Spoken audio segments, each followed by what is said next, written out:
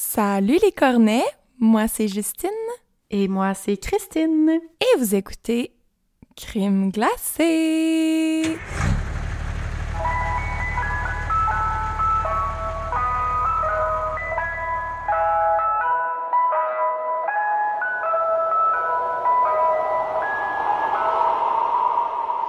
Allô tout le monde, je suis particulièrement de bonne humeur aujourd'hui, comme vous avez peut-être pu l'entendre dans mon intro, parce que... Roulement de tambour! Pra, pra, pra, pra, pra, pra, pra, pra, pra. Ouais, ben c'est moi qui fais un épisode aujourd'hui, la gang! Chrissy is back! Ça fait 10 000 semaines que j'ai pas enregistré de podcast quand c'est mon histoire, et puis là, je suis de retour! Hell to the yeah! Je sais pas si j'y crois. Je sais pas si je suis prête non plus, là, ça fait vraiment longtemps, on dirait que je sais plus comment faire. Ça va bien aller, mais ça oui, va bien aller. J'ai enfin réussi à écrire une histoire complète sans décrocher parce que je travaillais trop. Fait que j'ai une histoire pour vous aujourd'hui. J'ai trop hâte. J'ai hâte d'enfin fermer ma gueule puis t'écouter. Ouais, c'est ça fait longtemps là, que toi, t'as pas écouté une histoire nouvelle. Ben, fait que c'est ça, mais je sais qu'avant, je pense que Jus, tu voulais nous faire un petit shout-out, ça se peut-tu on encore? a un petit courrier glacé que je vais vous Oui, lire. c'est ça. Simon, qui est un infirmier qui nous écoute en allant au travail le matin, dit que on le met de bonne humeur le matin en allant à la job. Fait que merci de nous écouter. Oh, trop chou! Puis, ben, Simon, il veut qu'on fasse un shout-out à sa blonde Kim, qui mange de la crème glacée Ben & Jerry's à chacun de nos épisodes. C'est goals. Oh my God! C'est vraiment goals. Ouais, c'est une nice routine à Oui, prendre. vraiment. Donc, salut Kim, quelle bonne idée. Salut à vous deux. Puis Simon fait dire que tu lui donnes jamais de bouchée puis il aimerait ça en avoir. J'adore! C'est Fait bon, que, un petit roast! Je t'en supplie, Kim, Ouais, là, laisse-y une petite bouchée, pauvre petit pète. Mais je suis sûre qu'il dit ça, pis c'est même pas vrai. Moi, on dirait que j'ai tendance à croire les femmes. Je suis sûre qu'elle t'en donne des bouchées, mais t'en as juste pas assez, tu sais. Je suis sûre que quand tu prends une bouchée, c'est genre le pot au complet qui tient en équilibre dans la cuillère. C'est ça, exact. Mais non, Je te comprends, on Kim. t'aime, Simon. Merci d'avoir oui. pris le temps de nous écrire. Puis on salue toi et ta blonde, Kim. Merci de nous écouter. Oui, merci. Fait que je pense que je vais me lancer dans ma saveur du jour parce que, écoute, ça fait longtemps là, que j'ai pas écrit une histoire complète. Fait que je vois mon nombre de pages, puis je sais pas vraiment si ça va être comme super long ou pas. Fait que je veux pas trop perdre de temps. J'ai comme l'impression que ça va être une histoire longue, mais à voir. Ben, je suis prête. Fait que, ben, j'avais pas de saveur du jour. Tu sais, ma saveur du jour, elle a pas genre de lien avec mon épisode parce que je trouvais ça un peu déplacé.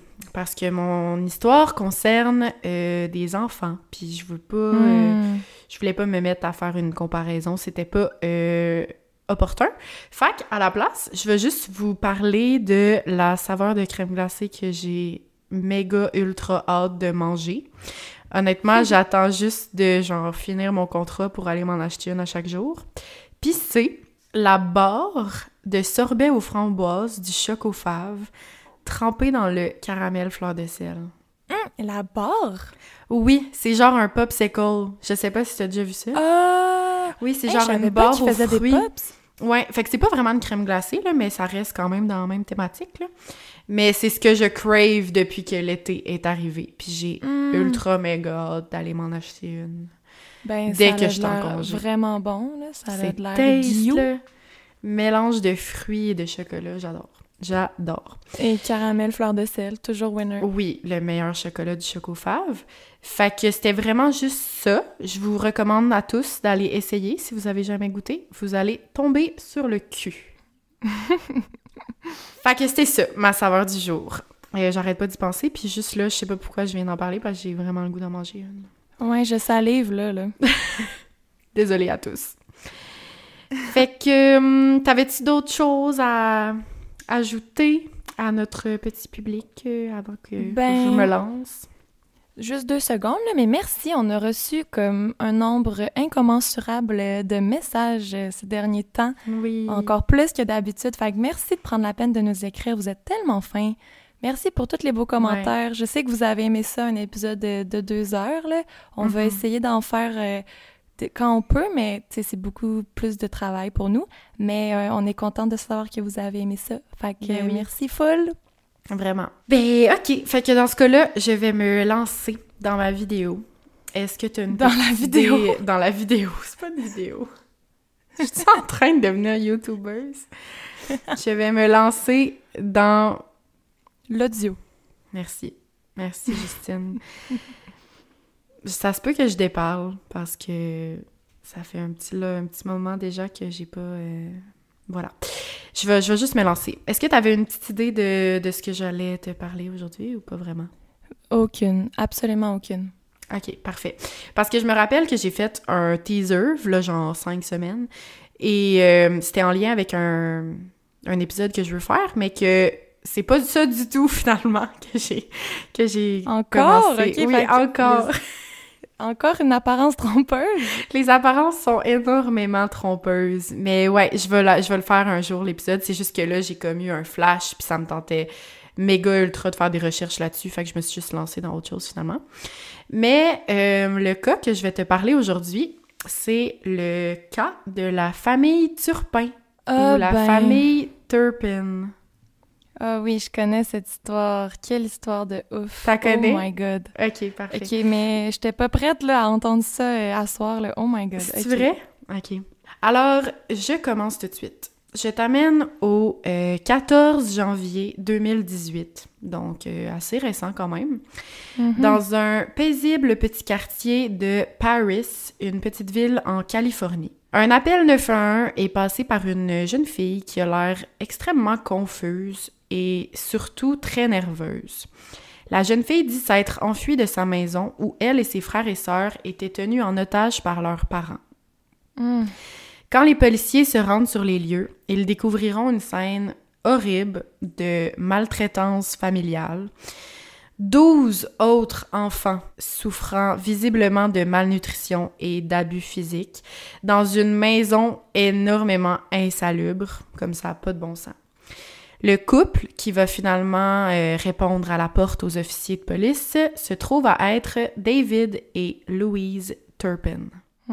Donc, je vais commencer par te parler du couple, plus particulièrement, avant de me lancer dans qu'est-ce qui s'est passé vraiment cette soirée-là, c'est ce matin-là, en fait. Donc, Louise Anna Robinette est née le 24 mai 1969 et a grandi à Princeton, dans l'État de la Virginie, aux côtés de ses 2 petites sœurs, Teresa et Elizabeth. Sa sœur Teresa décrit Louise comme étant une jeune fille discrète et assez réservée. Elle était toute dans une famille super croyante de la religion chrétienne.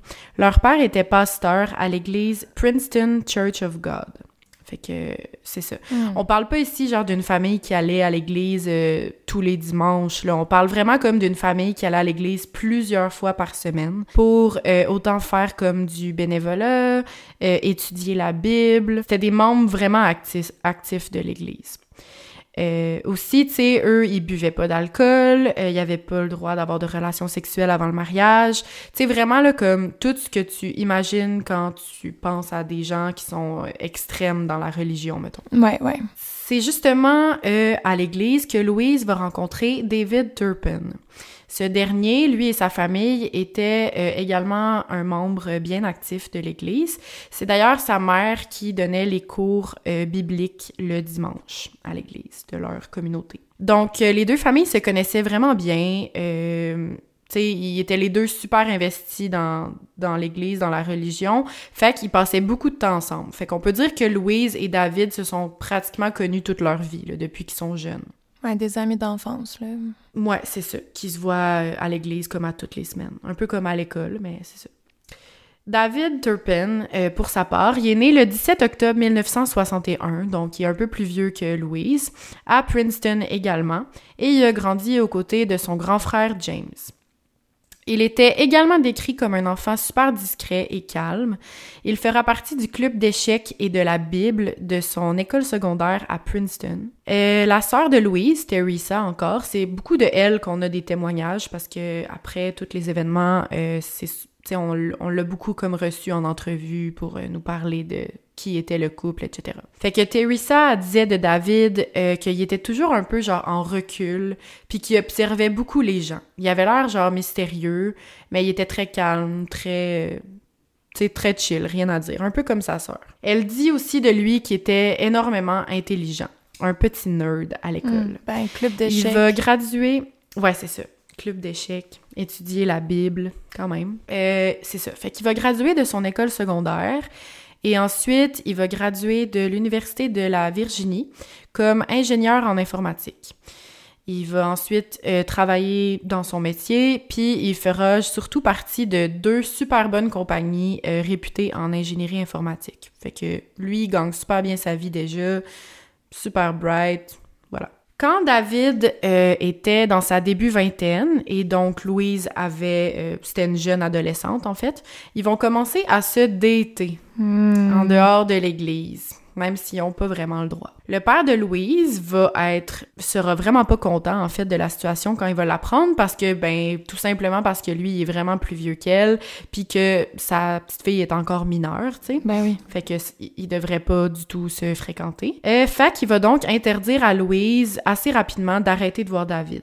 Sauf que qu'est-ce que tu penses qui arrive quand tu dis à une petite adolescente de ne pas faire quelque chose? Tu le fais 1000 fois plus. Et en secret.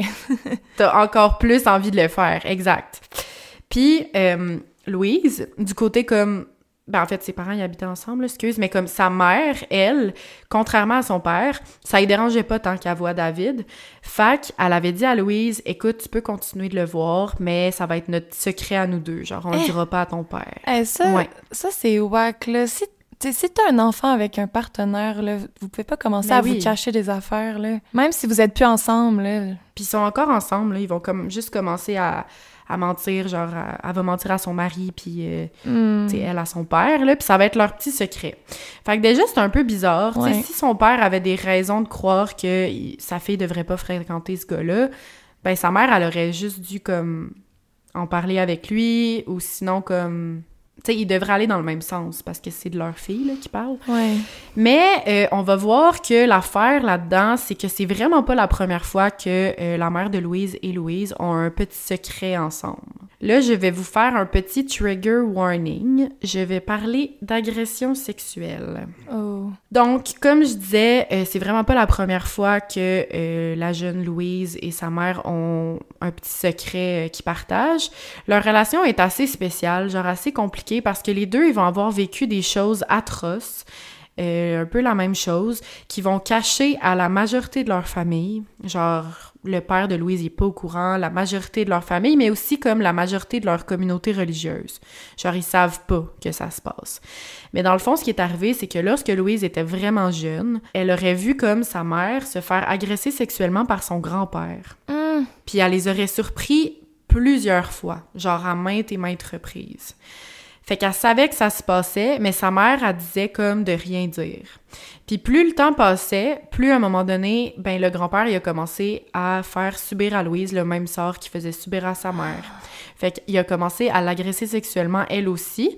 Puis ça a duré vraiment là, toute son enfance. Voyons. Puis ouais, c'est vraiment rough. Ils l'ont jamais dit au père. Non, la mère à Louise, comme elle disait, tu sais, ça peut pas se savoir, tu sais, ton père, il est pasteur, il peut pas apprendre ça, que t'aies eu, genre, des relations sexuelles avant le mariage, puis en tout cas, elle s'est mise à dire à Louise qu'il fallait absolument pas que ça se sache, que c'était la vie, que ça arrivait, puis que c'était leur secret à eux deux, puis que ça allait passer, puis c'est tellement triste, là. C'est vraiment triste. Sauf que ce qui est encore pire, puis qui fait en sorte que j'aime vraiment pas la mère de Louise, là, du tout, c'est qu'à un certain moment, elle s'est mise à, comme, s'habituer. Tu sais, elle savait que ça arrivait à sa fille, puis elle faisait rien, là, pour arrêter ça, là. Ouais, c'est pas chill. Elle aurait pu... Non, c'est dégueulasse. Puis, à un moment donné, elle va se mettre à appeler comme d'autres vieux monsieur complètement dégueulasses, des messieurs riches. Puis elle va les amener dans leur maison pour qu'ils couchent avec Louise pour qu'elle se fasse de l'argent sur le dos de sa fille. Hein? OK. Fait que Louise va se faire agresser sexuellement par plusieurs hommes riches, seulement pour que sa mère se fasse de l'argent sur le dos de Louise. C'est sûrement qu'elle s'est dit comme... Avant le corps de sa fille? Ouais, littéralement. OK, yark. Ouais, vraiment. Puis on sait pas combien de temps que c'est arrivé, on sait pas, tu sais, c'est peut-être 1, 2, 3 fois, mais on sait que c'est arrivé ça aussi, que c'était pas juste son grand-père qui l'avait agressé sexuellement.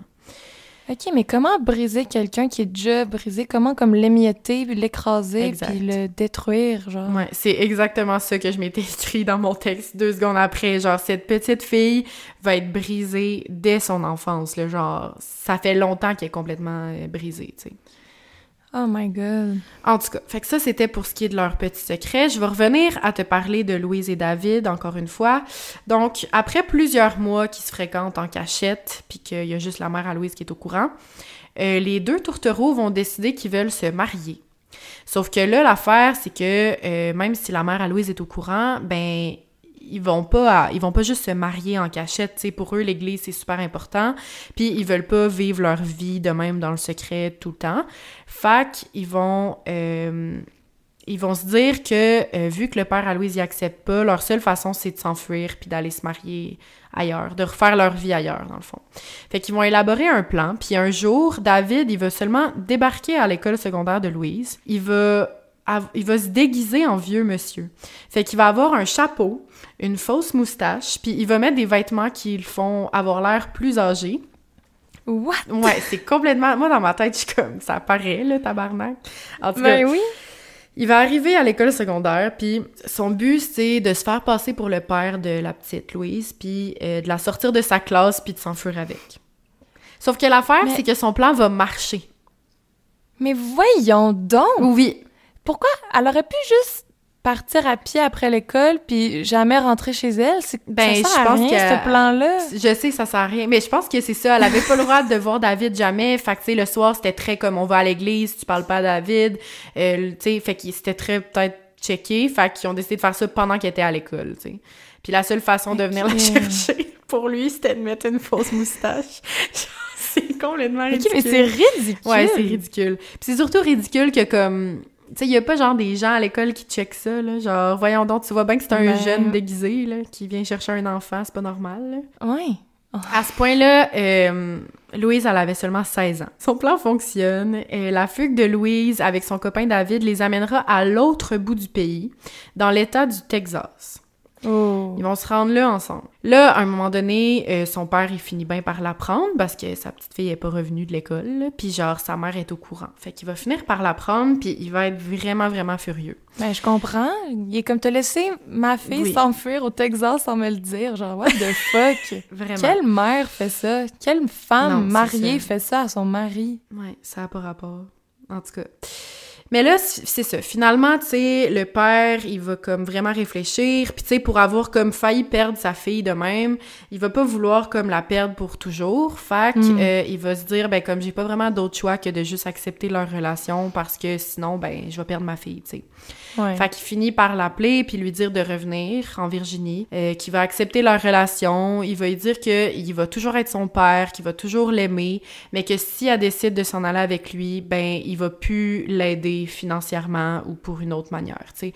Il va l'aimer pareil, mais il dit « Rendu là, c'est ta décision, moi je m'occupe plus de toi de n'importe quelle façon. Genre, tu t'arranges. » Je comprends. Ben oui. Ouais. Fait qu'en février 1985, Louise et David vont se marier dans une petite église à une 30aine de minutes de la ville de Princeton, en Virginie. À ce moment-là, David il a 23 ans, bientôt 24, et Louise en a 16. Hey. Donc, encore une enfant, clairement. Ben oui. Ouais. Oh là là. Tu sais, on s'entend qu'on dirait que quand t'es plus vieux, un écart d'âge de comme 7-8 ans, c'est pas la fin du monde, là. Ben non, mes parents, ils ont 6 ans de différence. Oui, c'est ça. Mais comme elle est mineure, là. Ben oui. Genre, techniquement, elle est pas encore à l'âge de, comme, pouvoir décider par elle-même. Mais non, elle peut même pas voter encore. Genre, je veux dire, c'est un enfant, là. Tu sais, elle, je comprends d'être comme, excitant, un gars plus vieux, mais red flag pour le gars de 24 ans qui tripe sur un enfant, là. Ouais. Non, vraiment. Fait que, bref, là, je t'amène en 1988. Fait que seulement 3 ans après leur mariage, le couple aura leur tout premier enfant, une petite fille qu'ils vont appeler Jennifer Turpin. Premier de 13 enfants? Ouais, c'est ça, on se rappelle. J'avais oublié qu'il était 13, mais c'est tellement beaucoup. C'est beaucoup, là. Fait que, tu sais, à ce moment-là, Louise, elle a 19 ans quand elle a son premier enfant. Tu sais, elle a commencé jeune. Ouais. Après l'arrivée de leur petite fille, le couple va décider de déménager de la Virginie parce que ils veulent vraiment s'en aller au Texas. Je sais pas qu'est-ce qu'ils ont avec le Texas, là. Mais en 1992, fait 4 ans plus tard, ils vont déménager au Texas, puis c'est là qu'ils vont avoir leur deuxième enfant, un petit garçon du nom de Joshua. Puis là, je viens de te nommer comme 2 noms parmi les 13 enfants, mais je vais pas vraiment aller plus loin. Il y a juste un autre nom que je vais révéler, parce que de toute façon, de un, ils sont pas connus des médias du tout, parce que la majorité des gens, des enfants majeurs, ils veulent rester dans l'anonymat. Même Joshua, tu sais, on connaît vraiment pas son visage, on sait juste son nom. Puis le reste, c'est des enfants qui sont mineurs, fait qu'ils ont été comme protégés par le gouvernement, là, puis qui restent dans l'anonymat. Fait que... Ouais, avec raison, là. Ouais, vraiment, tu sais, au final, c'est des enfants qui veulent refaire leur vie, là, fait que je vais juste avoir mentionné comme ces 2 noms-là, puis je vais en mentionner un plus tard. Fait que 3 noms sur 13 des fucking enfants qui vont avoir ensemble. 13 enfants! 13 enfants. C'est fou, là. C'est vraiment beaucoup, là. Donc, dans le début de leur nouvelle petite vie au Texas, dans leur première grosse maison ensemble, les Turpin vont mener une vie de luxe, rien de moins. Leur vie va sembler, puis là je mets des guillemets, genre, mais elle va sembler plutôt heureuse, d'un point de vue extérieur. Plusieurs fois, en fait, c'est ça, ils ont une très belle maison, genre une grande maison, ils vont conduire des belles voitures, ils vont voyager, ils vont vraiment vivre la grosse vie pendant la première année. Plusieurs fois dans l'année, ils vont aller chercher ils vont faire venir la famille de Louise, ou ils vont aller la chercher, puis ils vont l'amener comme à Disney World, à Universal Studios, dans les parcs attractions Six Flags. Genre vraiment, là, comme ils sortent la famille, ils leur payent des affaires. Si c'est pas pour l'amener dans des aventures, ils vont leur payer des gros restos, les emmener magasiner. Puis ils vont même, genre, des fois, leur virer de l'argent à l'improviste. Genre des bonnes sommes d'argent, juste comme cadeau de même. Out of nowhere. Genre à ses sœurs, à sa mère, tout ça. OK, mais comment ils sont riches de même? C'est sûr que lui, il est ingénieur, mais à ce moment-là, il y en a juste 2, là. Juste 2 enfants. Ouais. Ça, c'est leur première vie, là. Lui, il est ingénieur informatique, fait que peut-être que c'est le même qui commence à faire son argent dans une très bonne compagnie. Puis, ils ont juste 2 enfants à date. Sauf que là, c'est ça. Puis, Teresa, elle va dire que leur maison était juste incroyable. Genre, elle était vraiment belle. Puis, la famille avait l'air super heureuse. C'est ce qu'elle va dire de cette époque-là. Sauf que l'affaire, c'est que plus le temps avance, plus ils en font comme un peu trop, puis là, ça devient louche. C'est comme, on dirait qu'ils font juste comme acheter des affaires à tout le monde, puis paraître riches, mais ça a plus l'air d'un show, genre d'une parure. Ouais, on dirait qu'ils veulent cacher quelque chose, là. C'est ça. On dirait qu'ils commencent à vouloir cacher quelque chose, puis à ce que personne se doute de rien, tu sais. Fait qu'en effet, seulement quelques temps plus tard, quand le couple avait encore seulement 2 enfants, le couple va faire faillite. Donc, faillite personnelle. Il dépensait donc clairement beaucoup plus d'argent qu'il en gagnait. Puis, c'est ça. Fait qu'ils vivaient vraiment au-dessus de leurs moyens, là. Ça avait pas de bon sens. Puis, tu sais, je te rappelle là, qu'à ce moment-là, ils ont 2 enfants, là. Ils en ont pas fucking 13, là. Puis, ils sont déjà en faillite. Première faillite, tu sais. Ça commence déjà mal. Ça commence vraiment mal. Entre les années 1992 et 1996, c'est vraiment pas une longue période de temps, le couple aura 4 autres enfants, ce qui va les amener à 6 au total. C'est fou, là. Ça, c'est 1 par année, là. Back à back, là. Là, on est rendu en 1998. À partir de cette année-là, c'est vraiment une année qui va comme tout changer dans la famille Turpin. C'est vraiment le moment, en fait, où les visites avec la famille de Louise, ils vont comme arrêter complètement. Ils vont arrêter de les voir. La seule personne qui va pouvoir comme rester en contact avec Louise, c'est Teresa, justement. Mais la seule façon qu'elle va avoir de comme contacter sa sœur et sa famille pour savoir s'ils vont bien, c'est par vidéoconférence, puis comme... Ça, c'est genre maximum 1, 2, 3 fois par année, maximum. Puis à chaque fois qu'ils vont s'appeler, ça va être ça va tout prendre comme pour qu'elle puisse parler aux enfants, là. Genre, elle voudra même pas... Tu sais, elle va dire qu'ils sont comme gênés, qu'ils sont pas là, qu'ils sont occupés. Elle va tout le temps... Pendant cette année-là, ça commence à devenir vraiment louche. Ouais. C'est vraiment là que ça va comme commencer à aller mal, selon ce qu'on sait par après, là, de l'histoire. Ben, c'est cette année-là que tout va commencer à chavirer. Fait qu'en 98, la petite fille Jennifer, dans le fond la plus vieille des 6 enfants, elle allait à l'école primaire à ce moment-là, dans la petite ville du Texas où il habitait. Sauf que l'affaire, c'est que à l'école, elle se faisait énormément intimider à cause de son apparence, de son odeur. Ça commençait à aller vraiment pas bien à l'école. Les jeunes, ils l'appelaient « The Smelly Girl », fait que la fille puante. Oh. Puis, tu sais, on sait comment ça peut être méchant, là, des enfants, là. Ben oui. Mais, tu sais, pour te donner un exemple de comment qu'elle arrivait à l'école, à un moment donné, elle s'était attachée les cheveux comme en queue de cheval, puis elle avait un papier de bonbons en guise d'élastique.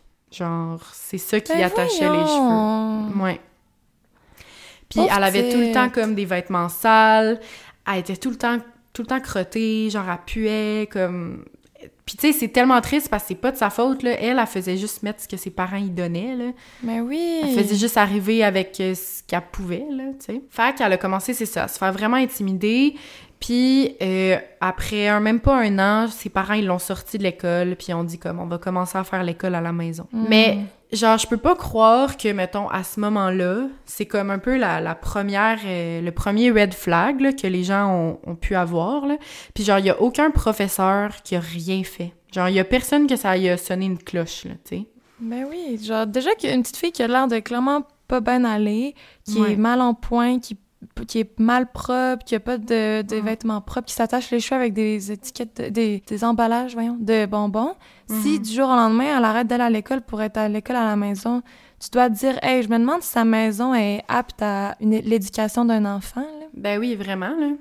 Exact. Puis, tu sais, juste de voir comme un enfant arriver de même, mais semble, je sais pas si t'as le droit de faire ça, mais dans ma tête, oui, genre, en tant que professeur, t'es comme une figure d'autorité. Si tu vois qu'un enfant arrive à l'école de cette façon-là, genre tellement sale, puis comme... ben, il me semble que t'as le droit d'appeler la DPJ pour qu'il aille faire une petite enquête chez la famille, là. Pas mal sûr. Ben, je suis pas mal sûre que oui. Quand je travaillais dans des camps de jour, ça nous est déjà arrivé d'appeler la DPJ. Parce qu'un enfant, il arrivait avec, genre, une gomme ballon puis des ramen, là, dans sa boîte à lunch, puis il y avait des bleus sur le corps, tu sais, ça nous est arrivé, là. En formation, pour les camps de jour, ils nous disent, c'est dans les premières choses qu'ils nous disent, c'est de garder l'œil ouvert, d'observer, de faire attention, d'écouter, de poser des questions. C'est parce que on voit ces enfants-là en dehors de leur maison, puis c'est nous qui voit ces indices-là qu'on voit pas quand ils retournent chez eux, tu sais. Fait que c'est comme ça fait partie de notre job de les protéger, là. Fait que les profs, c'est la même chose, là. Ben oui, vraiment. C'est pour ça que je comprends vraiment pas comment c'est possible que personne n'ait intervenu. Tu sais, en plus, elle vivait de l'intimidation. Les profs, ils devaient peut-être voir ça. Peut-être des fois, ils voient pas tout, mais... Ouais, c'est vraiment triste. Surtout, tu sais, 98, ou en tout cas, tu sais, on n'est pas dans les années 50, là. Non. Je veux dire, c'est quand même les temps modernes, là. Ouais. Non, c'est vraiment trop triste. Puis ça aurait pu, dans un autre contexte, être une bonne chose de l'enlever de l'école pour faire l'école à la maison si vraiment...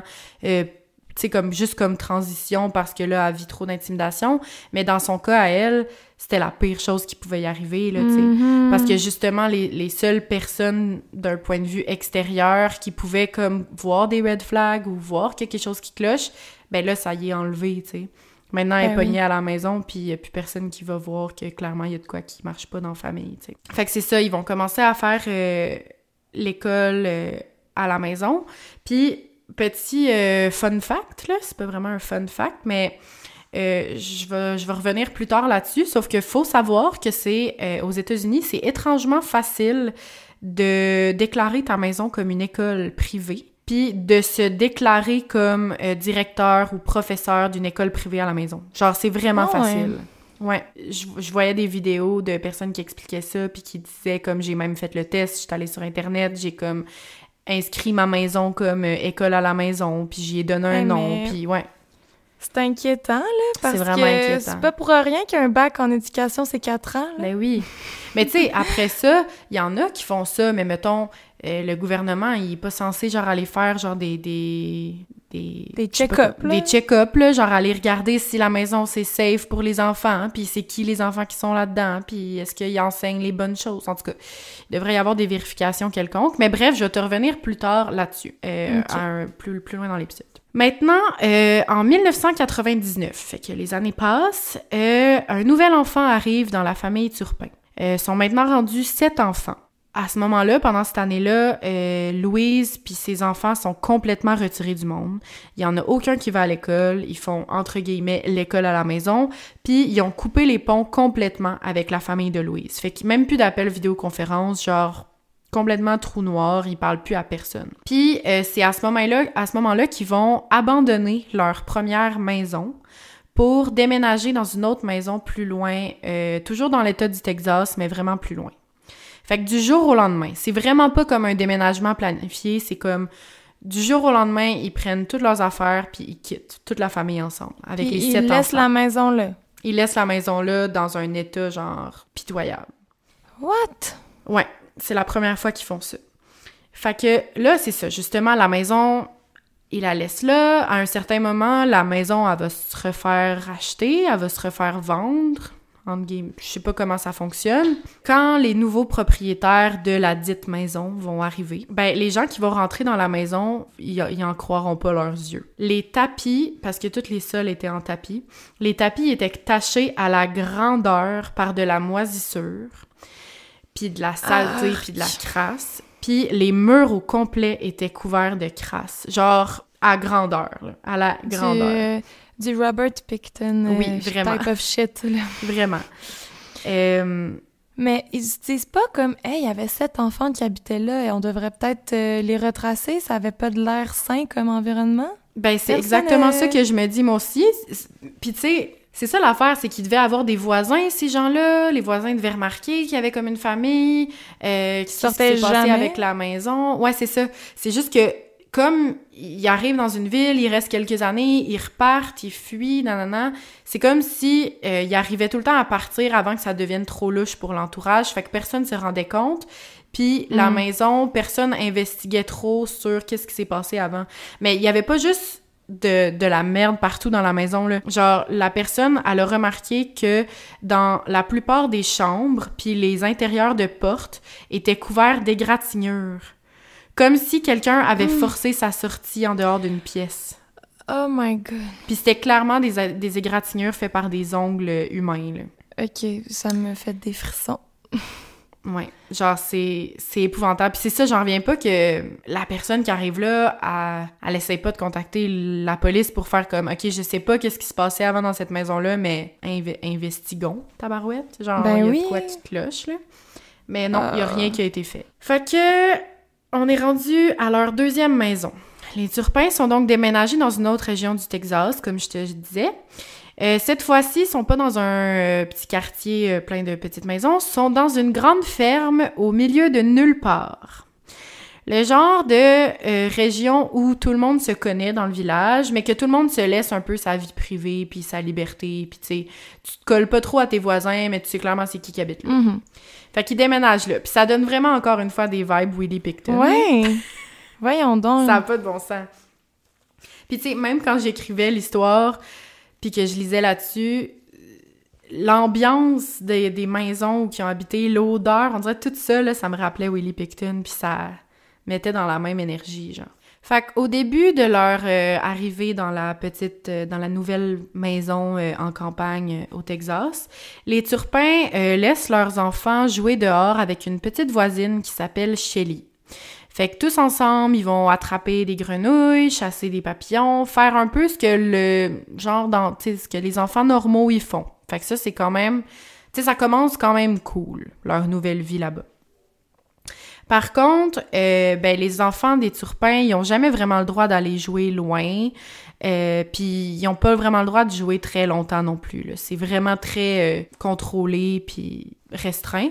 Mais en même temps, tu sais, si tu sais pas tout ce qui se passe à l'intérieur de la maison à ce moment-là, ben ça peut être normal, là, tu sais, que ses parents veulent pas trop qu'ils s'éloignent ou blablabla. Mm-hmm. Mais vu qu'on sait tout ce qui se passe à l'intérieur, en tout cas moi je le sais, c'est juste le début de la décrissitude. Oh my God. Fait que c'est ça, ils peuvent jamais sortir vraiment longtemps, puis plus le temps avance, plus à un moment donné, les turpins vont complètement empêcher leurs enfants de sortir. Ils vont juste arrêter d'aller les faire jouer dehors. Fait que là, la petite Shelly, la voisine, du jour au lendemain, elle voit plus vraiment les 7 enfants des turpins dehors, tu sais.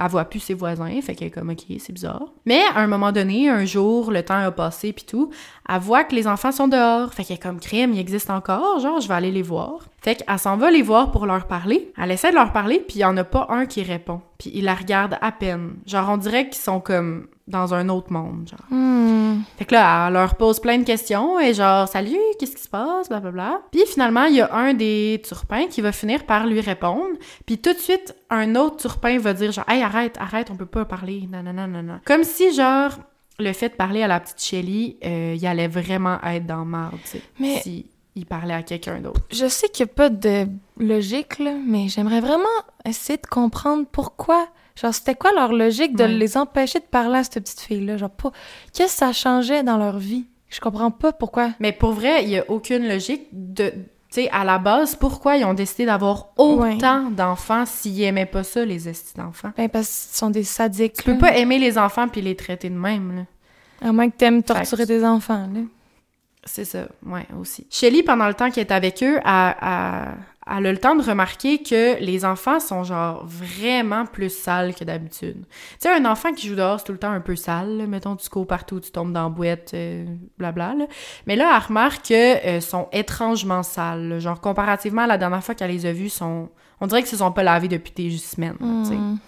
Puis elle remarque que leurs mains, contrairement au reste de leur corps, parce qu'ils sont sales de la tête aux pieds, mais leurs mains sont toutes blanches puis toutes propres. Fait que là, Shelly, elle pose la question, et comme, comment ça, vos mains sont propres, mais vous êtes tout sales, genre, whatever. Je sais pas comment qu'elle pose la question. Puis là, il y a un des enfants des turpins qui va finir par dire que c'est du gaspillage d'eau de se laver plus haut que les poignets. Quoi? Fait que, techniquement, selon ce qu'il dit, ils ont juste le droit de se laver les mains dans leur maison. Oh my God! Pour pas gaspiller d'eau. Mais... c'est épouvantable. C'est épouvantable. Ah, c'est tellement triste. Ah, il devait être tellement sale, ça m'écoeure, pauvre eux. Fait que là, la petite Shelly, c'est la dernière fois qu'elle va avoir une discussion avec les turpins. Elle va jamais y retourner. Tu sais, probablement qu'elle a dit ça à sa mère en arrivant, puis sa mère, elle devait être comme son fucké, là, sort plus dehors. Mais tu sais, encore une fois, moi, je trouve que c'est genre la 2-3e étape de red flag, là, de comme la mère de Shelly, si elle se fait dire ça, mettons, par sa petite fille, elle se demande pas, elle, genre, pourquoi les enfants, ils sortent plus du jour au lendemain, qu'elle les voit plus jamais dehors, que la petite fille a dit qu'ils sont vraiment sales, tu sais, qu'ils ont pas tant le droit de parler. Moi, en étant la voisine, on dirait que je me serais posé des questions, puis j'aurais en tout cas, j'espère que j'aurais agi. Ben oui, parce que je comprends qu'on se mêle de nos affaires, puis chacun, ils font ce qu'ils veulent, là, mais faut... Ça arrive trop souvent dans les histoires de true crime, là, qu'il y a comme 1000 possibilités, 1000 opportunités d'arrêter cela, mais personne n'a jamais osé faire un move, là. Ça me fâche, là. Non, il y en a vraiment beaucoup dans cette histoire-là, en plus, des moments où je suis comme hey, « ça n'a pas de bon sens, c'est sûr que tu sais, en tout cas... » Fait que là, bref, je te ramène à cette petite après-midi-là. Les enfants des turpins sont rentrés à l'intérieur de la maison. Ils se sont fait questionner par leurs parents. Avez-vous parlé à la petite voisine? Blabla. Ils ont fini par le savoir. Fait qu'à partir de ce moment-là, les turpins vont empêcher complètement, point barre, à leurs enfants de sortir le jour. Fait que ce qu'ils vont faire, c'est qu'à partir de ce moment-là, la maison, le jour, elle va être super calme, super silencieuse, les rideaux toutes fermés. Aucun enfant à l'extérieur. Puis quand la nuit va tomber, soudainement, la maison pleine de lumière, les enfants, c'est le seul moment de la journée où ils peuvent comme un peu sortir dehors. Fait qu'ils habituent leurs enfants, qui sont en bas âge encore, à vivre de nuit. Pourquoi? Je vais arrêter de demander pourquoi, là, mais... Ça doit être super malsain pour leur cycle de sommeil, puis leur mode de vie, là, genre, c'est épouvantable, là. Tu sais, on voit déjà, là, que il y a beaucoup de problèmes, là, dans la famille, là. On sait pas encore tout, mais tu sais, de un, les enfants sont privés d'école, fait qu'ils ont pas d'éducation. L'affaire de école à la maison, clairement, c'est de la bullshit, là. Ils doivent pas apprendre grand-chose à la maison. Après ça, ils sont privés de vie sociable, à cause qu'ils peuvent pas aller à l'école, mais aussi parce qu'ils peuvent pas voir comme... Excuse, on dirait qu'il neige. Ben, il y a une tornade dehors. What? Excuse, je fais une pause, mais ça, je m'attendais pas à ça. Oh mon Dieu. OK, excusez. Il y a une tornade dehors. Ouais, je sais pas si vous entendez le vent, là. Ouais. Moi, je l'entends, là, mais bref, il y a une tornade dehors. Désolée si vous l'entendez au son. C'est super. Mais ouais, fait que ce que je disais, c'est ça. Ils sont privés d'une vie sociable, comme des enfants normaux, parce qu'ils vont pas à l'école, ils peuvent même pas voir personne. Fait que clairement, ils vont avoir des retards de développement quelque part. Ils ont pas le droit de jouer comme des enfants normaux, fait qu'ils courent pas, ces enfants-là. Ils marchent même pas, quasiment, là. Ils ont pas le droit de sortir de leur maison. Genre, c'est sûr qu'ils doivent pas être en santé. Ils se lavent pas, clairement, sont sales, ils ont pas de bonne hygiène de vie. Genre, pour vrai, il y a rien qui va, là. Déjà, on est capable de voir ça, puis on sait pas tout, tu sais. Puis ils sont juste à 7 enfants, là. Il en reste quasiment le double à naître. Oh my God. Puis les égratignures dans la porte, là, il y a de quoi qui se passe. Ben oui. Un matin de 2010, fait que le temps, il a quand même passé, là. On part de 99 à 2010.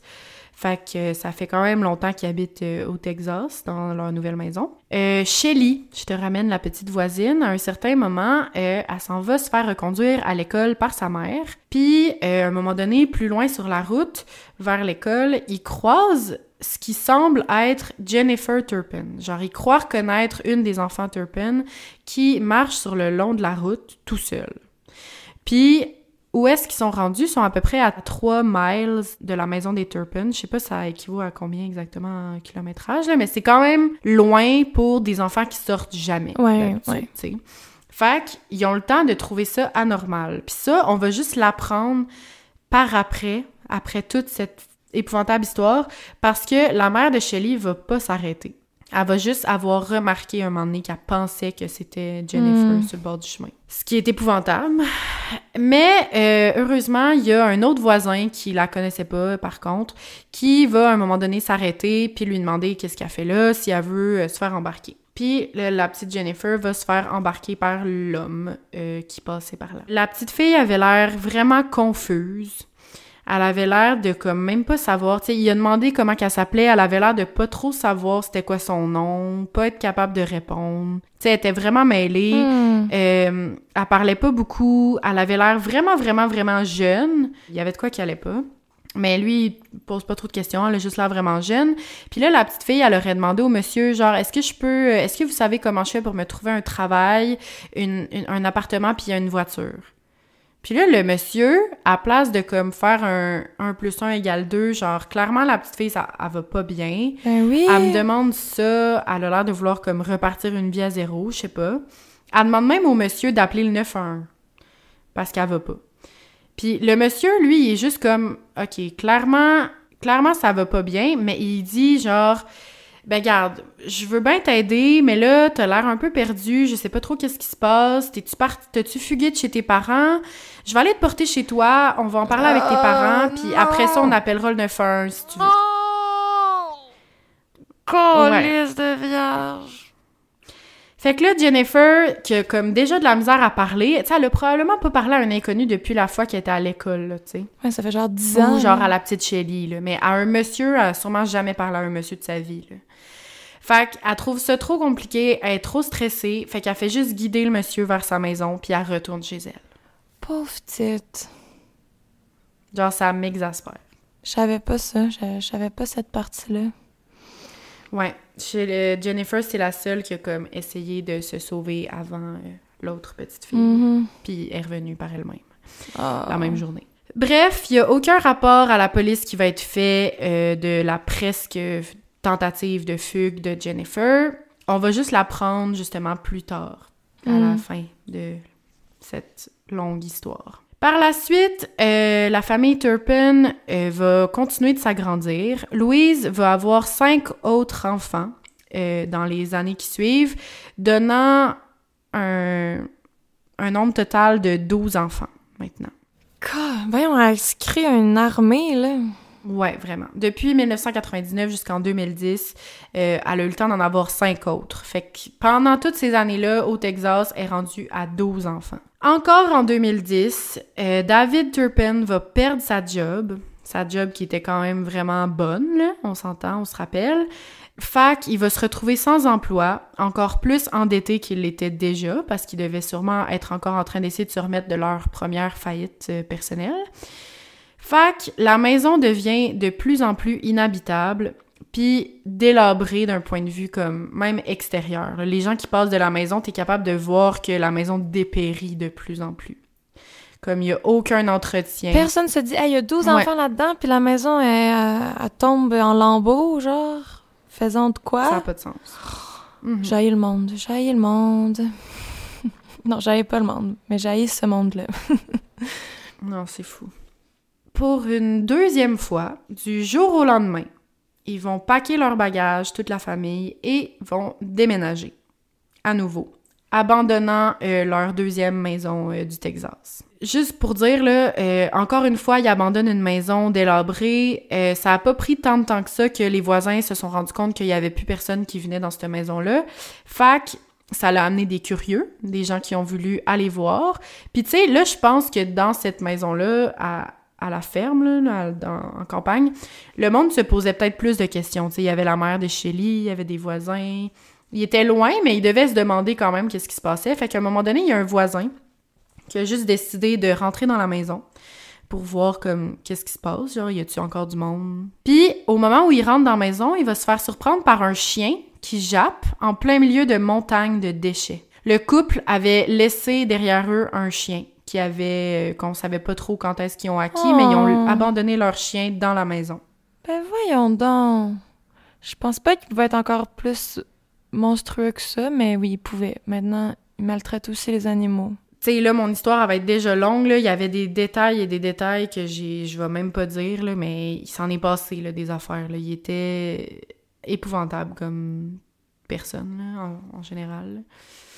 Fait que, bref, il y a un chien en plein milieu de montagnes de déchets. Encore une fois, les planchers, les murs et même le plafond sont remplis de moisissures. Il y a de la crasse partout.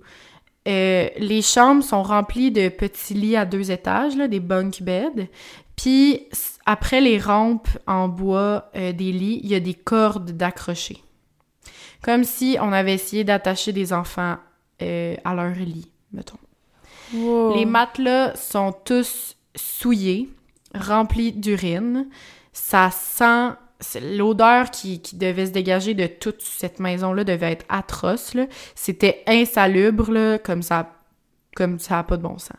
Puis encore là, moi, je me dis, le voisin là, qui a découvert cette maison-là dans cet état-là, genre, pourquoi ça s'est pas rendu? Hey, appelle la police, bro! Voyons donc! Ouais. Puis encore là, tu sais...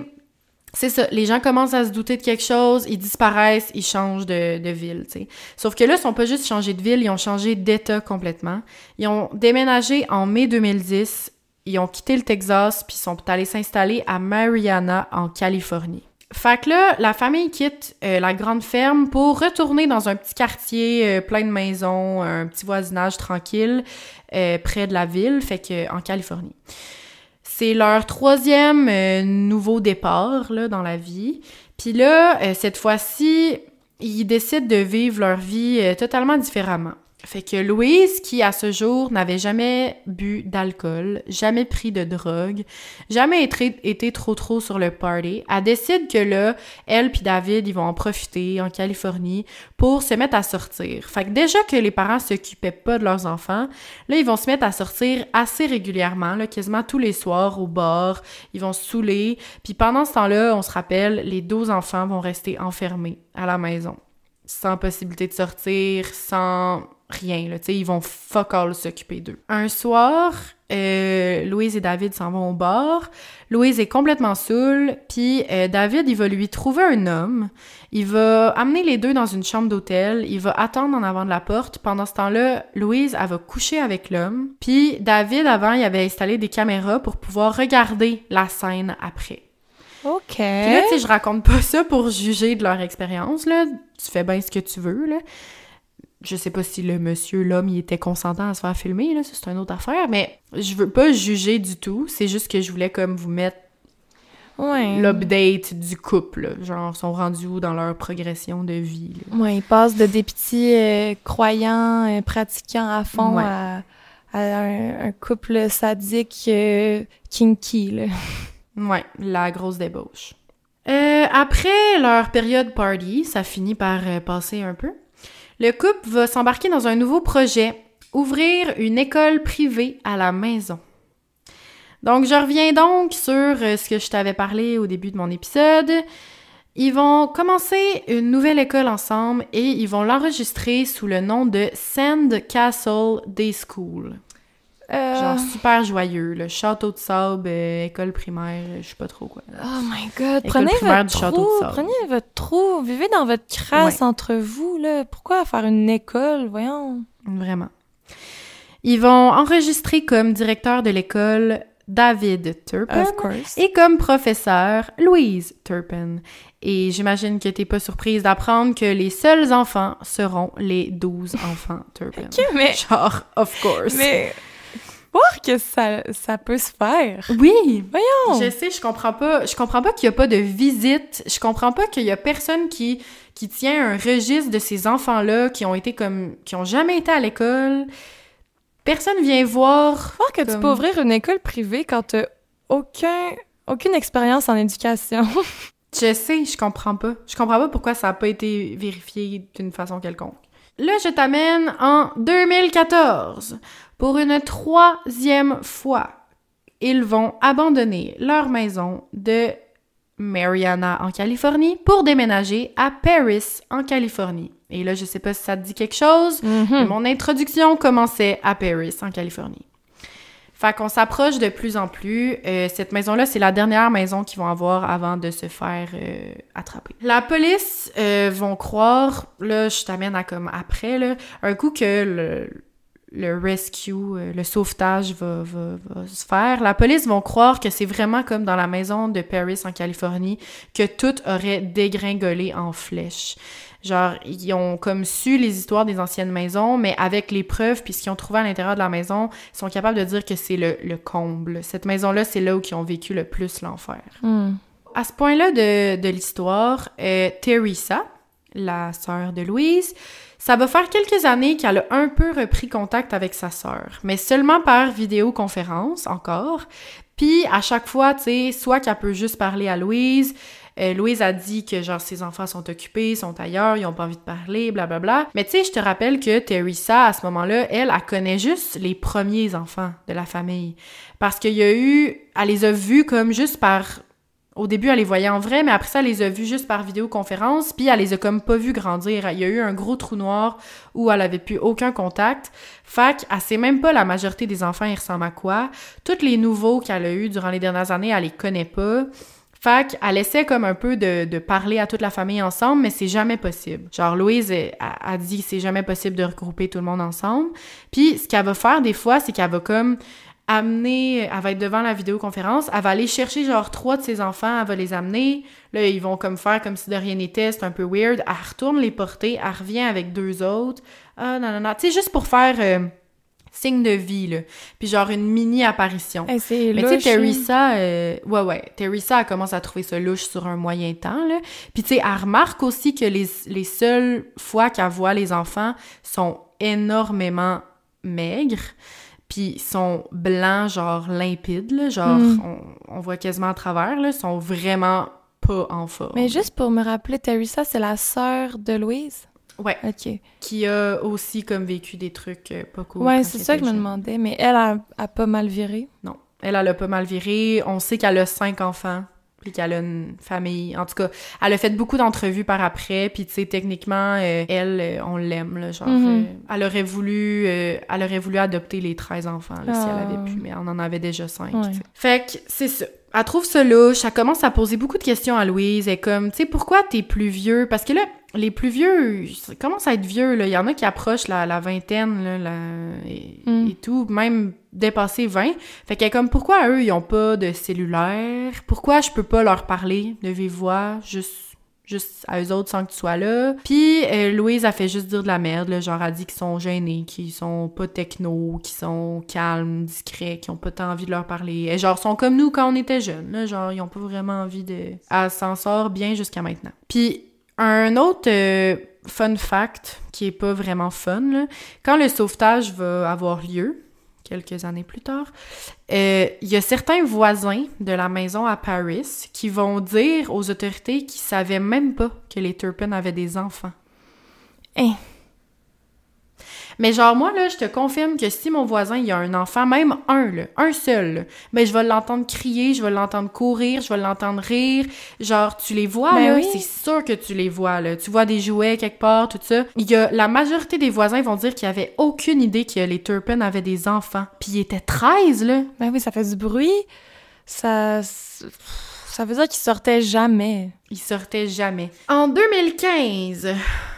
jour triste et heureux, Louise accueillera son 13e et dernier enfant. Elle doit être rendue vieille aussi pour être enceinte, non? Ouais. À ce moment-là, je pense que son dernier... Je sais plus exactement, mais il me semble qu'elle a genre 47 ans. Ouais, quand même. Puis, mais bref, elle va accueillir son 13e et dernier enfant. Puis là, la famille va clairement mal, mais Louise et David, eux autres, ils sont heureux, ils ont un 13e enfant, ils veulent profiter de la vie. David, il propose à Louise d'aller renouveler leur vœu de mariage après toutes ces années. Puis là, j'imagine que t'as peut-être vu la vidéo en question, là. Oui, ouais, ça, je connais ce bout-là. C'est fou. C'est fou, ben raide. Fait que la famille, ils vont partir au complet pour aller renouveler les vœux de mariage des parents. Fait qu'ils vont partir à 15 à Las Vegas. Il va même avoir un imitateur d'Elvis qui va s'occuper de, comme, renouveler leurs vœux de mariage. C'est lui qui va être comme le célébrant, ouais, exact. Puis, évidemment, tout va être filmé, sûrement pour comme montrer à tout le monde, surtout à leur famille, que tout est beau, tout va bien, entre gros guillemets. Même si la vidéo, là, qu'ils vont avoir faite, là, il y a rien de rassurant là-dedans, là. Ben non, genre, je l'ai vu, là, ça fait peur, là. Ça n'a pas de bon sens. Genre, tu vois... on dirait des zombies, les enfants. Oui, on dirait vraiment des zombies. Genre, tu vois comme le couple qui sont heureux, qui s'embrassent, ils rient, ils dansent, ils chantent, genre, ils ont full de fun. Puis t'as comme les 13 enfants en background, sont tous habillés pareil. Les filles, ils ont des robes roses qui vont en bas de leurs genoux. Les petits gars, ils ont des complets cravates noirs et blancs. Puis... ils sont tous là en arrière, ils sourient, mais genre, tu vois qu'ils ont le regard complètement vide. Ils bougent leurs bras pour taper des mains, genre, ils dansent, mais vraiment maladroitement, genre, ça va pas du tout, là. Puis, tu sais, tu vois que, genre, à ce moment-là, pendant le mariage, les enfants sont comme entre 2 ans et 29 ans, quelque chose comme ça. Ou peut-être un peu moins, parce que je sais plus c'est en quelle année. Mais la personne qui a l'air la plus vieille, mettons, elle a l'air d'avoir 12 ans. Tellement qu'elle est pas en forme. Personne n'a l'air dans vingtaine là-dedans, là. Ils sont tellement minces, genre, leurs bras, on dirait comme des bras de bébé, là, naissants, là. Ils sont ultra blancs, sont minces. En tout cas, ça paraît qu'ils vont pas bien, tu sais. Ils font tellement pitié, là, puis en tout cas, je veux pas aller trop vite, là, mais je connais pas toute l'histoire, là, mais j'avais entendu une entrevue d'une des enfants qu'elle parlait de cette journée-là, puis elle disait, je me rappelle, je me forçais à sourire, puis je regardais tout le monde, puis dans ma tête, je leur suppliais de venir m'aider. Comme ça m'a tellement crevé le cœur quand j'ai entendu ça. Là. Puis tu sais, c'est ça le pire, c'est que tu passes de comme garder 13 enfants enfermés dans une maison à genre pouf, du jour au lendemain, t'es amènes à Las Vegas, où est-ce qu'il y a full de monde, full de distractions. Ouais, ça devait être terrorisant pour eux. Là. Oui, ils devaient être apeurés, là, juste la musique, le bruit, les inconnus, le gars déguisé en Elvis. Ils savent même pas c'est qui Elvis, tu sais. C'est ça. Puis là, eux autres, ils doivent agir normalement, puis là, tout le monde les regarde, puis ils savent même pas c'est quoi une famille heureuse, genre ils savent même pas c'est quoi être heureux, tu sais. Puis là, ils doivent faire semblant que tout va bien. Puis le renouvellement de leur vœu de mariage va être suivi de comme dizaines et dizaines de photos de eux qui célèbrent leur lune de miel à Vegas, sont sous, sont dans des casinos, des bars, tout ça. Puis encore là, quand tu sais l'histoire, genre tu te fais juste te demander comme sont où les 13 enfants pendant qu'eux autres ils vivent tout ça, genre sont enfermés où, genre qu'est-ce qui se passe, tu sais. Sont-tu nourris, sont-tu... ça, c'est sûr, ça va pas. Il y a pas une photo d'eux qui ont tout un t-shirt genre Thing 1, Thing 2?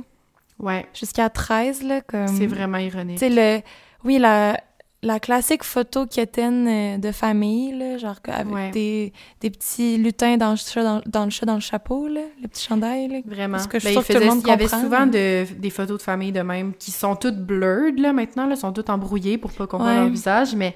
ils ont pris vraiment beaucoup de photos de famille, de genre, on fait à semblant que tout va bien, puis l'affaire de Thing 1, Thing 2, tu sais, c'est quand même assez ironique, je trouve, là, tu sais, c'est chose numéro 1, chose numéro 2, genre, ça fait vraiment un peu comme si les enfants étaient pas importants et des objets, puis tu sais, c'est un peu comme ça qu'ils se faisaient traiter, là.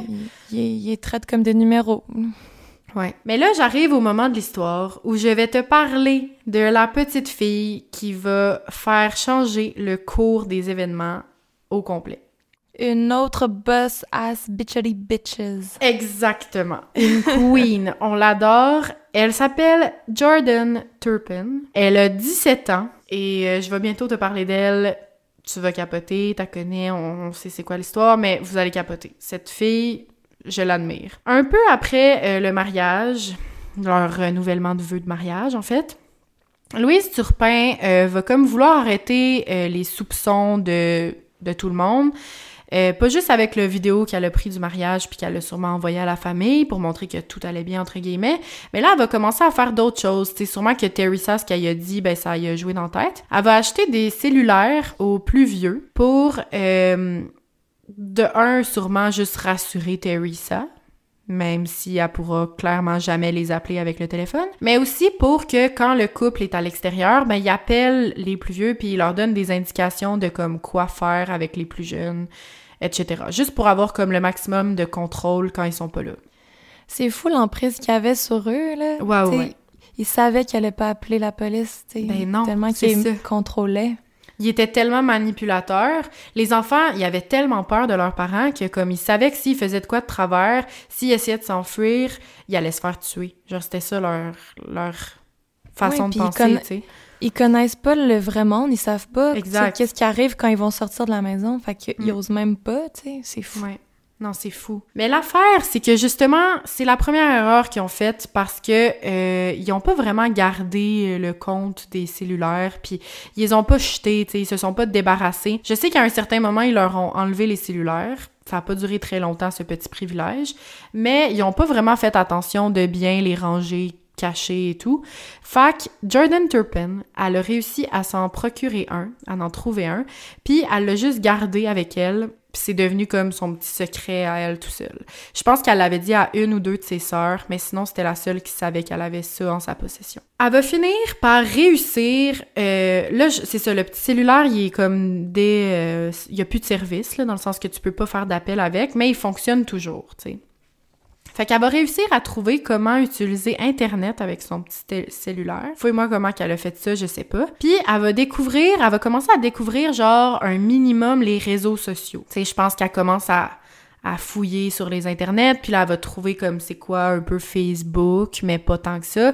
Puis elle va surtout trouver c'est quoi YouTube. Elle va réussir à se faire tu sais, elle, là, je veux dire, elle connaît rien de tout ça, mais là, elle tombe là-dessus, elle va s'engouffrer dans un monde nouveau, là. Puis, tu sais, YouTube, c'est pas comme une page Google, là, où que t'écris pour voir quelque chose. T'as déjà plein de vidéos qui sont proposées à toi. Ouais. Fait qu'elle arrive là-dessus, puis elle fait juste voir plein d'affaires, elle clique partout. C'est sûr qu'elle devait capoter, tu sais. Fait que là, elle commence à regarder des vidéos de musique, des entrevues, elle commence à fouiller là-dessus. Puis là, elle va réussir à se faire un compte. Elle va appeler son compte Lacey Swan. Je sais pas c'est où qu'elle a trouvé cette idée-là.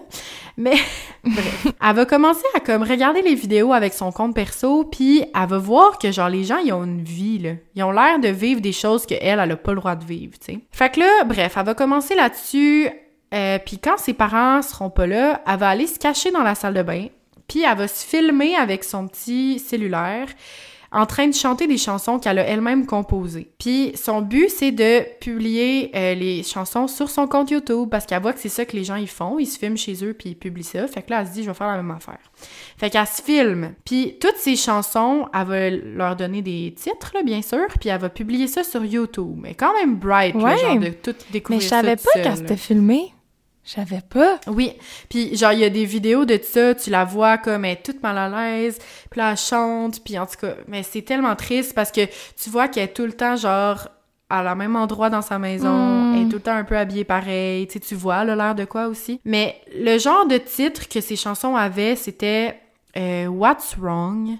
You blame me for everything, So weak, Where is the key? It's over, des trucs de même. C'était vraiment deep. Ouais, c'est négatif, là. Comme... Oui, puis tu voyais que ces titres, ils parlaient beaucoup, puis qu'elle voulait surtout probablement passer un message à travers ces chansons. Sauf que là, elle connaît pas encore tout ça, mais là, elle voit que les gens, ils commencent à commenter ses vidéos. Fait que là, elle est comme... Elle a jamais parlé à personne, puis là, elle voit des gens sur Internet qui commencent à y écrire des affaires. Puis, elle va commencer à échanger, en particulier avec un inconnu, en commentaire de ses vidéos. Il va y écrire, puis elle va répondre, puis tu sais, il va répondre, puis là, elle va commencer à avoir sa première discussion avec un inconnu dans les commentaires de ses vidéos YouTube. God. Je savais pas ça! Puis les gens, ce qu'ils disent, c'est genre, ça va... Oh mon Dieu, elle a tellement l'air mince, elle a tellement l'air maigre. Comment ça, elle est tout le temps dans la même pièce, il n'y a jamais de lumière du jour, est-ce que ça va, blablabla. Les gens commencent vraiment à s'inquiéter, puis il y en a un surtout qui commence à lui écrire, puis elle va lui répondre. Puis c'est surtout comme lui qui va être son premier petit kick pour se rendre compte que c'est pas normal ce qu'il est en train de vivre. Fait qu'il va lui dire genre, est-ce que tu sors des fois de chez toi? Puis là, elle va dire non, mes parents veulent pas que je sorte. OK, est-ce que, tu sais, tes vêtements, ils ont l'air sales? Elle va dire, ouais, j'ai pas le droit de me laver non plus. Puis tu sais, elle va commencer à échanger avec l'inconnu. Puis l'inconnu, il va juste dire, genre, yo, enfuis-toi, là, genre, ça va pas, c'est pas normal ce que tu vis. Puis c'est comme la première fois que quelqu'un va confirmer que c'est pas correct ce qu'elle vit. Tu sais, parce qu'elle, là, puis ses frères et sœurs, ils ont juste vécu ça, là. C'est fou fait que c'est le premier signe. C'est fou que c'est un inconnu sur YouTube qui a pu spotter les drapeaux rouges, tandis qu'il y a plein de monde qui les côtoyait, qu'ils ont vu, qui étaient leurs voisins, qui étaient à 1,5 mètre de leur cour, puis qui ont rien vu aller. C'est fou. Vraiment. Fait que là, ça, c'est son premier petit kick. Mais là, il y a une autre chose qui va motiver Jordan, puis c'est quand même cute, j'ai trouvé, puis peut-être tu l'as vu, mais c'est qu'elle va commencer à découvrir Justin Bieber. Oui!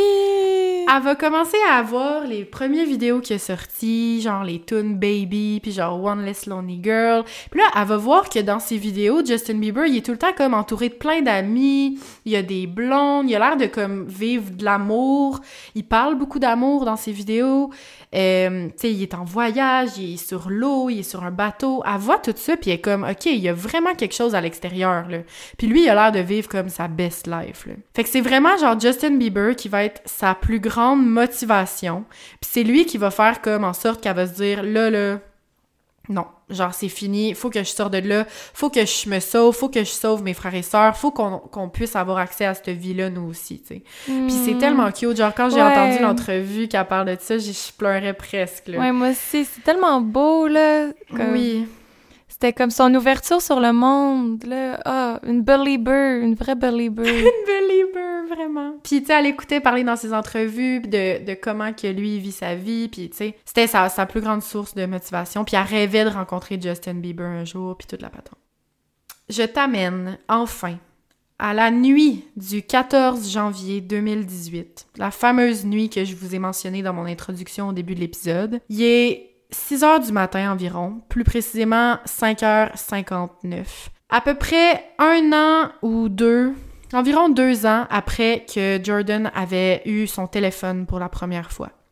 Fait que ça faisait 2 ans qu'elle commençait à genre voir c'était quoi la vie, planifier un peu de s'évader, qu'il fallait qu'elle s'enfuit et tout. Jordan et sa petite sœur de 13 ans décident que c'est cette nuit qu'ils vont s'évader. Ils ont la raison, en fait, qui les a poussés à choisir cette nuit-là plus qu'une autre, c'est que la veille, ils ont entendu leurs parents dire que le lendemain matin, ils allaient déménager en Oklahoma. Fait qu'ils allaient encore une fois changer d'état. Puis c'est pas super proche non plus. Fait que Jordan était convaincu que s'il déménageait une autre fois de plus, ben la majorité des enfants y allaient pas survivre. Elle était convaincue. Ses enfants, là, les frères, voyons pas ses enfants, mais ses frères et sœurs étaient tellement en mauvais état, elle était convaincue que la route, ça allait les tuer. Oh puis my God. elle voyait qu'il y avait tellement, genre, ses frères et sœurs, là, c'était rendu qu'ils avaient plus le droit de se lever debout. Les parents, ils voulaient plus que les enfants se lèvent debout. Ils étaient tout le temps assis ou couchés dans leur lit, tout le temps. Puis, je vais vous le raconter plus tantôt, mais il y avait des enfants qui étaient enchaînés à leur lit, dont 2 de ses sœurs à ce moment-là, puis 1 de ses frères. Fait qu'elle, elle se disait, ça fait tellement longtemps, ça fait des mois qui sont couchés dans leur lit. Elle dit, si on déménage demain, ils vont jamais être capables de se lever, puis ils vont les abandonner là. Genre, elle avait trop peur de perdre un de ses frères et sœurs. Je comprends, elle a tellement bien fait parce qu'elle avait sûrement raison, là. C'est ça. Elle était comme, c'est ma dernière chance. Si on déménage, c'est sûr qu'on sera plus 13 enfants, puis c'est sûr que j'aurai plus de chance de m'évader, tu sais. Bref, telle une fucking queen, elle va juste avoir un flash avant de partir. Elle va prendre en photo ses petites sœurs qui sont enchaînées à leur lit, puis son petit frère qui est enchaîné à son lit, puis elle va prendre une vidéo de la pièce. Et qu'elle a bien fait, elle a tellement bien fait. Vraiment. Elle connaît rien de tout ça, là. Elle sait pas c'est quoi une enquête policière, elle sait même pas c'est quoi un policier, mais elle se dit, si je m'enfuis, je suis mieux d'avoir ça sur mon téléphone comme preuve. Elle est tellement intelligente. Elle est vraiment intelligente. Elle va donc ouvrir sa fenêtre de chambre, sauter par sa fenêtre, puis je te rappelle qu'elle court pas, cet enfant-là, là. Elle a de la misère à marcher, là. Là, elle saute en bas de sa fenêtre, puis là, ce qui est fou, c'est qu'il y a des caméras de surveillance du voisinage qui ont filmé tout ça. Fait qu'on voit le vidéo de son évasion, c'est complètement fou. Moi, je vous conseille d'aller l'écouter, là, ça fait paniquer. Mais tu la vois, elle saute, puis elle commence à courir. Puis elle a genre jamais couru, là. Ses muscles doivent être tous genre... atrophiée tellement qu'elle est tout le temps couchée, tu sais. Puis là, c'est sûrement l'adrénaline, mais elle commence à courir. Sa petite sœur de 13 ans va sauter elle aussi de sa fenêtre, mais tu la vois dans le vidéo, elle saute, elle regarde un peu partout. Sûrement qu'elle trouve que Jordan est déjà rendu trop loin, elle a un peu peur, elle va juste rentrer en dedans à nouveau. Fait qu'elle retourne dans sa chambre puis elle voit Jordan partir au loin. Sauf que Jordan, elle va continuer sa course malgré le fait qu'elle est incapable de courir. Elle est juste trop sur l'adrénaline. Son corps, il shake de partout, mais elle continue de courir. Elle va se rendre 1 ou 2 rues plus loin. Elle va s'arrêter à un coin de rue puis quand elle pense qu'elle est assez loin, elle va sortir son téléphone puis elle va essayer de composer le 911. Mais c'est ça. L'affaire, c'est que c'était super difficile puis elle le raconte après. Elle dit que son corps, il shakeait tellement que ses doigts, elle avait de la misère à les déposer sur les boutons du cellulaire. Genre, elle était pas capable de composer le 911. Hey, j'ai de la misère à respirer. Ouais, c'est fou, complètement. Puis, je te rappelle que le téléphone, il n'y a aucun service. La seule façon... En fait, le seul numéro qu'elle peut composer, c'est le 911. Fait que ça, thank God que ce soit possible. Ouais. Puis qu'elle le sache, là, en tout cas. Fait qu'elle va finalement composer le 911. Puis il y a une répartitrice, une femme, qui va finir par prendre l'appel. Elle va tout de suite dire, genre, « Allô? » Puis tu sais, c'est la première fois qu'elle parle au téléphone, là, genre à quelqu'un, là. Elle comprend rien. Elle va réussir à dire... Salut, je viens de m'évader de ma maison. Tu sais, bien sûr, elle parle en anglais, là. Mais elle va dire, je viens de m'évader de ma maison. Mes parents sont abusifs. On est 15. Puis, mes parents sont abusifs. Tu sais, elle va répéter ça. Là, la répartitrice, elle va lui demander comment ils sont abusifs. Là, elle va dire, ils nous frappent, ils nous jettent dans les murs à travers les pièces, ils nous tirent les cheveux au point de les arracher. Puis elle va dire, j'ai 2 sœurs et un frère qui sont enchaînés en ce moment même, à leur lit. Hey, oh my God. Là, la madame, elle va dire enchaînée avec des cordes. Elle va dire non, avec des chaînes. Là, la répartitrice du 911 va lui demander son adresse, mais la petite Jordan, elle a aucune idée c'est quoi une adresse. Elle a aucune idée c'est quoi une rue ou n'importe quoi qui a rapport avec ça, là. Tu sais, pour te dire, elle savait même pas c'était quoi un trottoir. Elle a couru en plein milieu de la rue, là. Elle est jamais allée dehors, tu sais. Elle va dire à la répartitrice, attends un peu, j'ai un sac à dos. Puis là, elle va se mettre à fouiller dans son sac à dos. Puis par fucking chance, il y a une enveloppe dans son sac qui avait sûrement, genre, elle a aucune idée pourquoi elle était là. Elle a sûrement pris plein d'affaires qu'elle pensait qu'il allait être utile. Mais il y a une enveloppe avec des chiffres dessus. Fait que là, elle voit ça, elle dit ça à la madame. Là, la madame a dit « Parfait, dis-moi les chiffres sur l'enveloppe, c'est sûrement ton adresse. » Fait que là, elle sait pas du tout. Elle commence à dire des chiffres, mais genre une série de chiffres beaucoup trop longue. Là. C'est clairement pas une adresse. Là, la répartitrice a dit « C'est sûrement ton code postal. » Elle dit « Ton adresse devrait comprendre 3 numéros. Est-ce que tu vois genre 3 numéros collés? » Là, la petite fille, elle cherche, puis tout. Mais pendant ce temps-là, la police ont réussi à tracker le GPS du téléphone de Jordan, puis est capable de lui dire que les policiers sont déjà en route. Fait que là, la répartitrice, elle va guider Jordan, puis elle va lui dire « Essaie de trouver un coin de rue. Essaie de trouver les rues. Est-ce que tu vois les numéros de rue, les noms de la rue? » Puis là, elle est comme « C'est quoi un coin de rue? » On dirait un extraterrestre qui vient de tomber sur la Terre, là. Elle connaît rien. Vraiment, là. Elle a 17 ans. 17 ans. 17 ans. Puis elle sait même pas lire une adresse, elle sait pas une rue. Hey, ça me fait capoter. Non. Elle a jamais mis le pied dehors, là. Fait que là, la répartitrice, elle va la guider du mieux qu'elle peut. Elle va dire, est-ce que tu vois un gros poteau avec comme un affiche, un arrêt-stop? Puis elle va dire, oui, je vois un arrêt-stop, justement. Elle va lui dire, va te mettre là, puis attends, la police s'en vient. Puis là, elle est au bout du téléphone. Puis là, elle dit, quitte pas le téléphone, je vais rester avec toi jusqu'à temps que la police s'en vient. Fait que pendant ce temps-là, tu sais, elle reste au téléphone avec la police. Jordan, elle va dire à la répartitrice que souvent, tu sais, elle continue à parler de sa vie à la maison. Elle va lui dire que souvent, elle se réveille la nuit puis est incapable de respirer tellement la maison est sale. Elle va lui dire aussi que la dernière fois qu'elle a pris un bain, c'était il y a environ 1 an ou plus.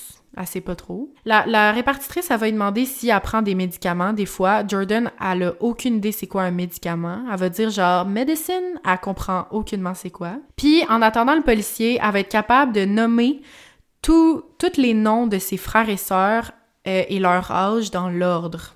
Wow! Puis ça va vraiment aider comme le travail des policiers qui allaient pu faire ça, tu sais. Pour un enfant qui justement connaît pas grand-chose, c'est fou qu'elle soit capable de dire genre tel nom, 2 ans, tel nom, tata. Puis à ce moment-là, il y avait des enfants entre 2 et 29 ans. Hey, 2 ans. Mais c'est fou, si elle avait eu une vraie éducation, là, elle aurait été un génie, là, un enfant prodige, là. Mais vraiment, là. Parce que c'est ça qu'elle disait, puis elle le dit en entrevue à un moment, là, mais dans le fond, tout ce qu'elle savait, c'est entre eux qui se l'apprenaient. Tu sais, mettons, ils essayaient de lire ensemble, ils essayaient d'apprendre l'alphabet, les plus vieux apprenaient l'alphabet aux plus jeunes. Ils essayaient d'apprendre le plus qu'ils savaient, mais tu sais, ils sont enfermés dans leur maison, tout le monde. Là. Mais ils se sont comme appris, puis elle, Jordan, elle disait genre, j'aimais tellement ça, apprendre des choses, puis encore aujourd'hui, elle est comme, je veux savoir le plus de choses possible. Tu sais, parce qu'ils ont tellement manqué d'éducation. Mais oui, elle veut rattraper le temps perdu, là. Ouais, vraiment. Et puis là, finalement, 6h11.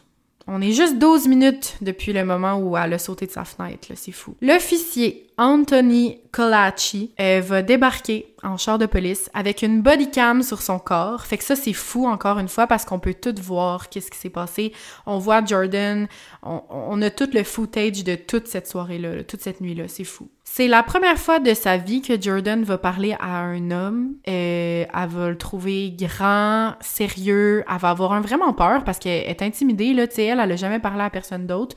Même ses parents, elle leur parlait pas tant, là. C'était vraiment très limité, là. Fait qu'elle va être vraiment stressée puis elle va avoir vraiment de la misère à parler, mais elle va comme tout vomir de l'information un peu, là. Tu sais, elle va genre tout dire ce qu'elle vient de répéter à la fille du 911. Elle va lui dire entre autres que son frère et ses 2 sœurs sont enchaînés parce qu'ils ont volé de la bouffe à leur mère. Ils ont volé la bouffe de la mère. C'est pas genre la bouffe tout court, c'est genre la bouffe de la mère. Puis elle va dire, mais tu sais, ils ont juste fait ça parce qu'ils avaient faim, mais là, la mère, elle les a enchaînés, blablabla. Puis tu sais, elle dit vraiment genre mother. Elle l'appelle mother. Oh ouais. Fait que là, elle va tout parler, elle va tout raconter ce qui s'est passé. Puis là, à un certain moment, il va dire, est-ce que comme t'as quelque chose à me montrer qui pourrait... tu sais, t'as-tu pris des photos de ça, tes sœurs? Puis elle va dire, oh my god, oui. Puis c'est là qu'elle va catcher, parce qu'elle était tellement stressée de parler au monsieur, elle était plus capable de faire de lien, là. Puis là, elle réalise qu'elle avait pris les photos dans son cellulaire. Fait qu'elle va montrer les photos à l'agent de police, Anthony.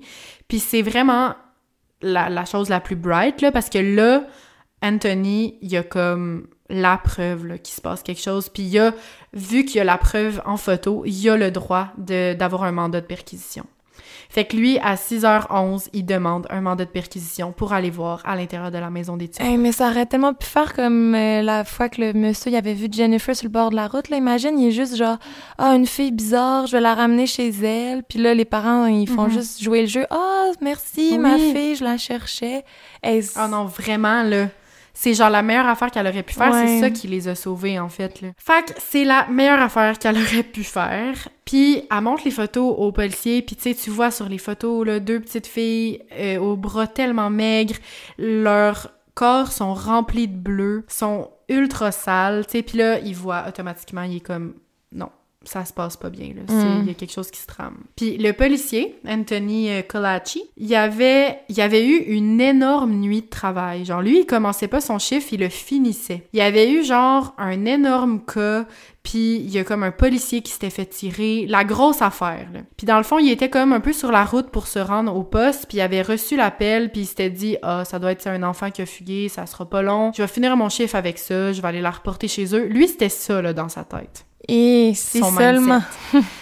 Il était vraiment pas prêt de découvrir ce qui va suivre dans l'histoire. Genre, aucunement prêt. Il est 7h23 quand le policier a enfin pu avoir son mandat de perquisition, qu'il a obtenu du renfort. Donc, le député Colaci et le renfort débarquent à la maison des Turpin. Le couple devait vraiment pas s'attendre que quelqu'un sonne à la porte de leur maison. Probablement parce qu'il n'y avait jamais de visite de un, mais aussi, genre, aussitôt que ça le matin. Ça leur a pris quelques temps avant de répondre, mais ils ont fini par ouvrir la porte au policier. Puis, encore une fois, je te rappelle qu'il y avait un bodycam sur le policier, fait qu'on a toutes leurs réactions en vidéo et c'est complètement fou. Genre, leurs réactions... Ben, ils sont tellement laids aussi, ils ont l'air de, genre, des épouvantails, là, genre, ils font tellement peur, ils ont l'air de sortir d'une grotte puis ils sont complètement déconnectés de la réalité, là, ils sont genre...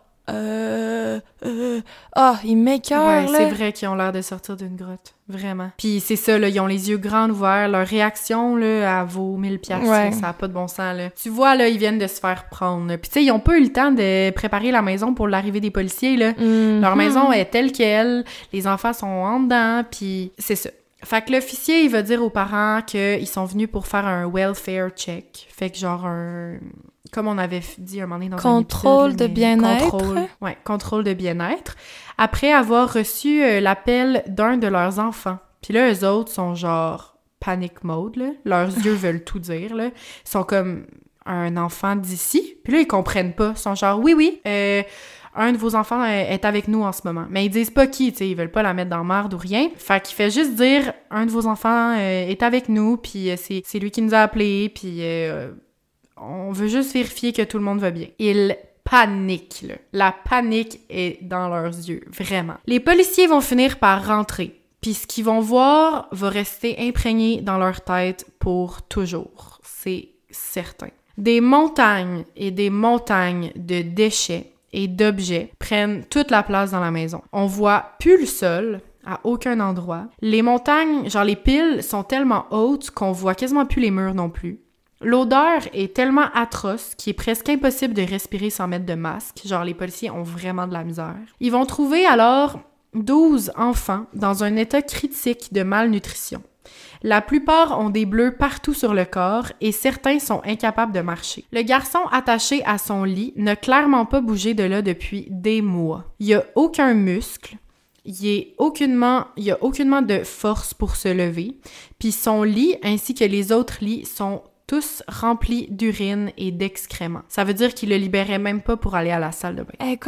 Je peux pas croire, comment tu survis? Comment tu fais à journée longue coucher sur le dos? C'est inhumain. Puis il devait avoir des plaies de lit, tu sais, genre des grosses gales, puis des... Ah, que ça m'écoeure, je peux pas croire. Les parents avaient eu le temps de déchaîner les 2 petites filles, mais pas le petit gars. Puis le petit gars, il était comme en haut de son lit à 2 étages, puis lui, il bougeait pas du tout, là. Genre, pour vrai, il était presque mort. Les 13 enfants vont être transportés à l'hôpital pour recevoir tous les soins qu'ils vont avoir besoin. Puis les parents, quant à eux, sont arrêtés sur le champ puis transportés au poste de police. Pendant qu'ils se font transporter dans le char de police, là, by the way, ils sont filmés, là, c'est épouvantable. La mère, Louise, a fait juste dire aux policiers...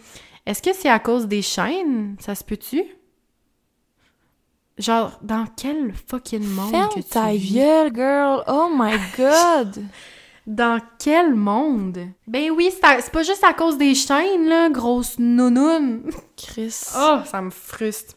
Les objets étendus à la grandeur de la maison, by the way, c'est des jouets pour enfants, encore emballés et neufs, des vêtements, des piles et des piles et des piles de vêtements pour enfants propres, neufs et encore étiquetés. Genre, Louise, là, elle avait un énorme problème de surconsommation. Elle achetait des quantités industrielles de vêtements pour enfants puis de jouets pour enfants, comme un peu les émissions à Canal Vie, là, genre d'accumulation Hoarders, extrême, là. Mais c'est ironique, là. Elle achetait des trucs pour ses enfants, puis eux, là, les enfants, ils avaient le droit de toucher à aucun des jouets de la mère. C'était les jouets de Louise. Ils avaient le droit d'avoir aucun nouveau vêtement. Ils étaient dans les mêmes vêtements depuis genre des années. Ils étaient souillés. C'est épouvantable. C'est tellement whack! Genre... Puis c'est ça, ça montre que c'est pas parce qu'il y avait pas d'argent, là. Ils en achetaient des jouets puis des vêtements, mais il y avait pas le droit de toucher à ça. Elle aimait ça voir, j'ai plein de jouets pour mes enfants, mais elle est comme, mes enfants, ils ont pas le droit d'y toucher. Mais esprit, ils sont fous. C'est des crazy person. Ouais, c'est épouvantable. Les enfants, justement, la majorité, il y avait d'énormes retards de développement, of course. Ils savaient presque rien, genre sur la vie. Les policiers, ils vont dire que les enfants, ils avaient tous l'air d'avoir 12 ans et moins, tellement ils étaient maigres. Pour vous dire, 7 d'entre eux étaient majeurs. Ça te donne une idée de à quel point le problème était grave. Mm-hmm. La plus vieille des enfants, Jennifer, avait 29 ans et pesait 82 livres. On va aussi apprendre pendant les recherches que les frigos, ils étaient remplis de nourriture congelée, puis de plein de fast-food. Les parents, ils se faisaient livrer de la bouffe constamment, puis sinon, ils se faisaient préparer leur bouffe congelée par leurs enfants. Fait que les parents, eux autres, ils mangeaient à leur faim, ils se faisaient livrer de la bouffe, il y avait de l'argent là, pour manger. Puis les enfants, quant à eux, ils avaient aucunement cette chance-là. Là. Ils pouvaient aucunement manger la nourriture des adultes. Ça, c'est ce que les enfants ont dit par après. Puis, il y avait presque rien, en fait. Jordan, elle va dire à un moment donné que parfois, en préparant la bouffe congelée de leurs parents, elle volait des cubes de glace, puis elle en donnait à ses frères et sœurs, puis c'est ce qu'ils mangeaient pour souper. Hey, dans les records de pire humains sur Terre, là, ils sont des bons contenders, là, eux autres, là. Ah, ça n'a pas de bon sens. Les 13 enfants vont donc se faire accueillir avec plein d'amour à l'hôpital. Ils vont y rester pour la plupart 1 à 2 mois à recevoir des soins parce qu'ils sont vraiment en piteux état. Là. Jordan va dire après qu'elle va toujours se rappeler de son premier repas à l'hôpital. C'était du mac and cheese. Du macaroni au fromage. Puis elle dit que c'était le meilleur repas qu'elle a mangé de toute sa vie. Oh my God. C'est donc Jordan Turpin qui va avoir sauvé toute sa famille d'une mort presque certaine, on va se le dire, ou sinon de torture jusqu'à la fin de leur jour, à seulement 17 ans. Puis elle avait l'air d'avoir 10 ans, là, à ce moment-là? Ouais, aussi, vraiment. Durant le procès, David et Louise Turpin vont être ironiquement enchaînés, leur torse à la chaise du tribunal, et leurs pieds vont être enchaînés ensemble. Je sais pas, sont vraiment, vraiment, pas juste menottés, là, pas juste leurs bras, leur torse aussi, leurs pieds, sont complètement enchaînés. Ben, karma, là. Genre, des monstres, là. Ils vont recevoir 12 chefs d'accusation de torture envers leur enfant, 7 chefs d'accusation d'abus et de violence, 7 chefs d'accusation de maltraitance d'enfants, 12 chefs d'accusation de séquestration, toujours envers les deux. Là. David va recevoir aussi un chef d'accusation supplémentaire pour gestes obscènes envers l'une de ses filles en bas de 14 ans. Puis ça, c'est ce qu'on aurait appris quand comme un peu la DPJ sont venus prendre charge les enfants.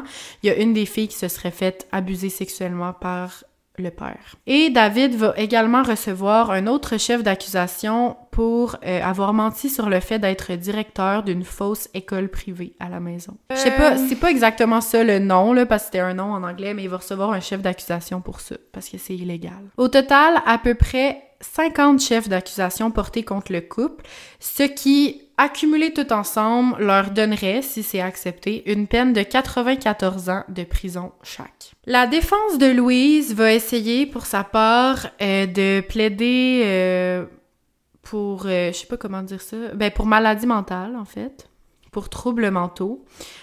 parce qu'elle va être diagnostiquée d'un trouble de la personnalité limite et d'un trouble narcissique sévère. Elle va également utiliser, ce qu'elle a vécu quand elle était jeune pour rajouter à la défense. Puis ça va être un peu ça qu'ils vont essayer de faire. Mais pendant le procès, Louise, à un moment donné, là, fun fact, même après que genre la défense essaye à tout coup de l'aider, Louise, elle va dire « Quand je vais retrouver ma famille, je vous jure, il y aura plus de chaîne cette fois. » OK. Mettez-y du tape sur la bouche qu'elle arrête de parler. Elle est déconnectée, là. Déconnectée. Genre, elle voit juste les chaînes. Elle pense qu'elle va revoir sa famille. Oui. Puis de deux, elle stické ses chaînes, tandis que c'est comme une des affaires les moins graves là, de l'histoire. Là. Non, je sais, c'est ça n'a pas pas bon sens.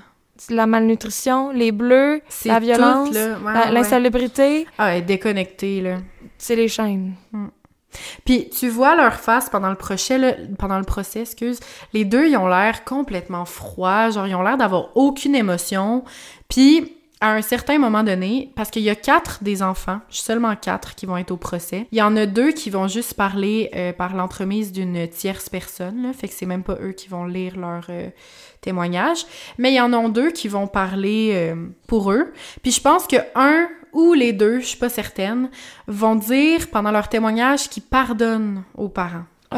Puis à ce moment-là, les parents vont genre éclater en sanglots, puis mais eux, on dirait qu'ils jouent un show, là, genre sont tellement des bons manipulateurs, ils veulent juste que genre les enfants se sentent genre coupables de ce qu'ils sont en train de leur faire vivre, fait qu'ils vont brailler, ils vont en mettre, ils ont de la misère à répondre, à parler eux-mêmes, mais genre clairement c'est un gros spectacle. Soit ils pleurent parce qu'ils se sont fait pogner, ou c'est des larmes de crocodile.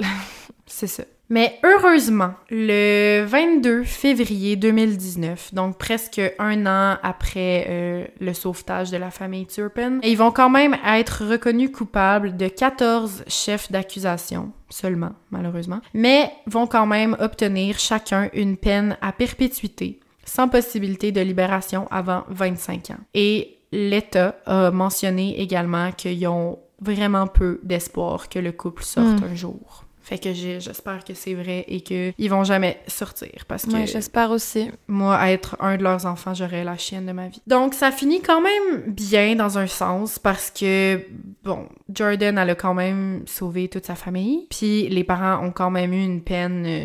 tu sais, la pire peine, là. C'est sûr qu'il aurait pu avoir encore plus de chefs d'accusation reconnus, mais bon...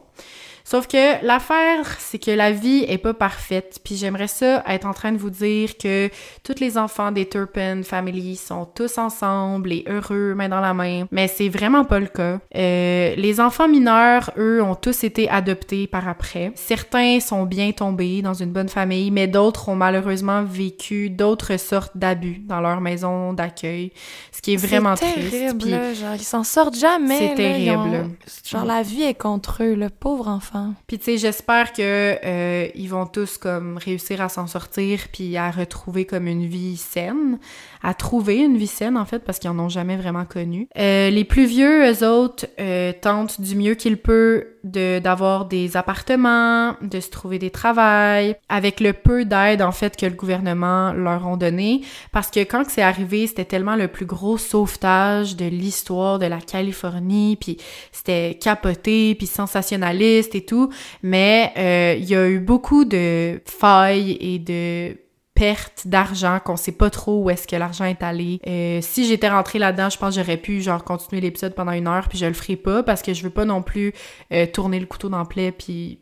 Mais sachez que c'est pas tout rose, puis que c'est quand même triste ce qu'ils ont vécu par après aussi. On n'a pas super beaucoup de nouvelles d'eux non plus parce que ils restent dans l'anonymat pour la plupart. On connaît plus Jennifer Turpin et Jordan Turpin. On connaît un peu plus leur vie parce qu'eux, ils ont pu faire plein d'entrevues après. Puis, c'est ça. Faut juste se rappeler que il y aura toujours des failles dans notre système, même dans le système de la protection de la jeunesse, là. On en entend un peu parler ici aussi, là, mais c'est vraiment pas parfait. Puis les enfants Turpin, Jordan et Jennifer vont dire qu'ils veulent qu'on se rappelle d'eux comme des enfants forts et courageux et non comme des victimes. Ils veulent nous faire le message qu'ils sont remplis d'espoir et de rêves pour leur avenir. Puis ben moi je veux juste leur souhaiter le plus de bonheur possible avec les mesures qu'ils ont autour d'eux, puis leur envoyer tout plein d'amour. Puis Je vais juste rajouter un petit fun fact à la fin, juste pour comme rendre ça un petit peu moins pénible. Mais ce qui est quand même assez cool, c'est qu'ils se sont revus quand même plusieurs fois, tous les enfants ensemble. Les organismes ont comme planifié genre des sorties pour eux,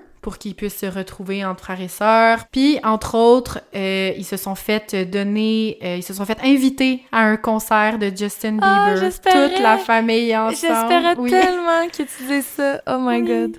Tous les enfants au complet sont allés au concert de Justin Bieber. Puis Jordan Turpin, elle a pu rencontrer Justin et Hailey Bieber. Puis elle a pu avoir sa photo avec Hailey Bieber. Oh my God, ok, je savais pas ça. Oh, je suis tellement contente pour elle. Oh. Ouais. Puis maintenant, c'est ça. Elle veut être motivatrice dans la vie. Puis juste comme encourager les gens. Puis aider les gens à vivre de façon la plus heureuse possible. C'est ce qui conclut l'histoire de la famille Turpin. Quelle Et histoire! Je me rends compte que ça va être un super long épisode. Ouais. Je sais pas si vous avez tenu le coup jusqu'au bout. Non, mais quelle histoire! Puis super bien raconté, c'était full clair. Bravo. C'est fou, tu sais.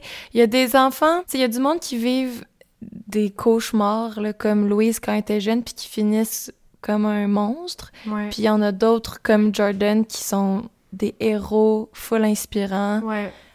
Tellement. Puis j'espère qu'elle va comme continuer à aller dans la bonne direction, tu sais, malgré tous les traumatismes qu'elle va avoir vécu. Puis j'espère que ses frères et sœurs aussi vont continuer dans la bonne direction, là, parce que ce serait facile de tomber dans la drogue, d'abandonner, de voir qu'il y a rien qui t'aide dans la vie, fait que tu fais juste laisser tomber. Mais ben oui.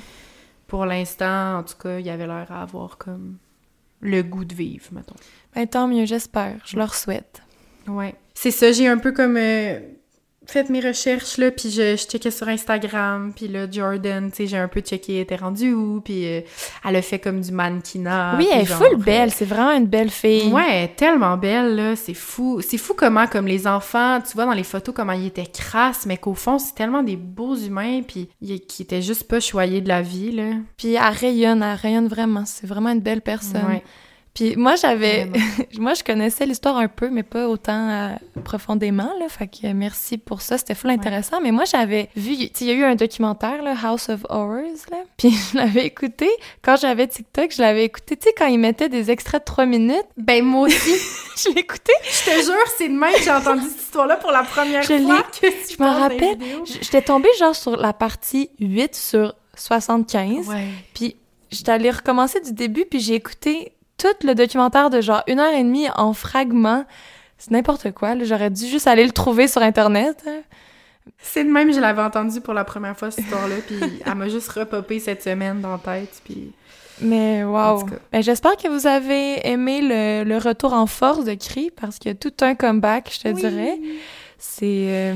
Ouais, je reviens avec un épisode de 2 heures. On dirait que je m'attendais pas à ça. Je pensais que j'allais avoir le temps de juste faire un petit épisode puis que j'allais comme juste vous donner un petit aperçu de mon retour, mais finalement, à crime, je suis allée en grand. Tu retournes en grand. Ben... J'espère que vous êtes contents et que vous avez aimé mon histoire. Je suis sûre que oui. N'hésitez pas à encore et toujours nous suivre sur nos réseaux sociaux. Et n'oubliez pas de nous donner une review ou une note sur Spotify et Apple Balado.